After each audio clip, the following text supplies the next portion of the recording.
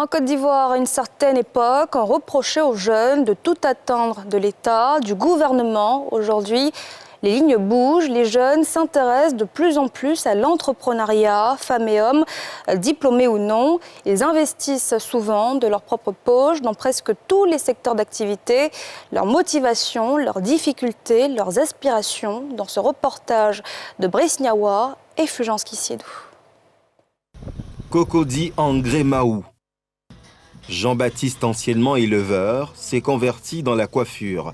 Un métier qu'il a appris auprès d'un ami avant d'être aujourd'hui le premier responsable de ce salon. 10 ans après que j'ai travaillé pour mon boss, j'ai eu cette soif-là de me mettre à mon compte.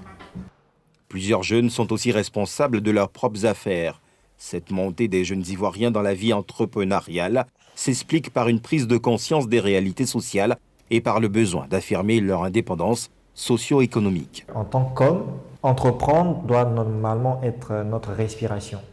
Le salaire, c'est bien, c'est ce qu'il y a de base, mais derrière, vous devez entreprendre et surtout dans ce que vous savez faire pour être à l'aise. J'étais encore en licence 2 quand j'ai eu envie d'entreprendre. Donc il fallait déjà que je trouve une idée qui allait pouvoir me permettre de me prendre en charge.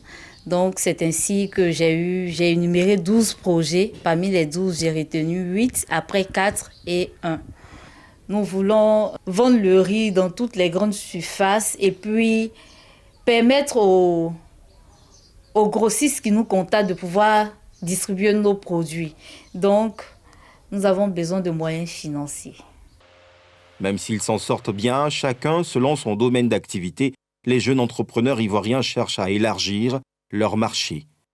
Mais le problème de financement semble un défi majeur à relever. L'un des obstacles majeurs à l'accompagnement des clients qui nous soumettent leur demande de financement, c'est justement le fait de ne pas pouvoir bien adresser leur demande.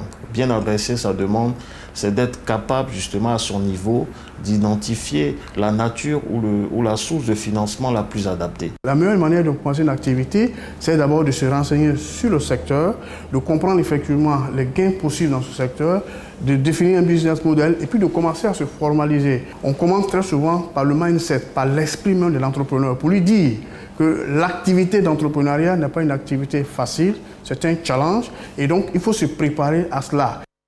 L'engagement des jeunes entrepreneurs pourrait résoudre le problème du chômage, mais pas sans un appui financier et technique conséquent.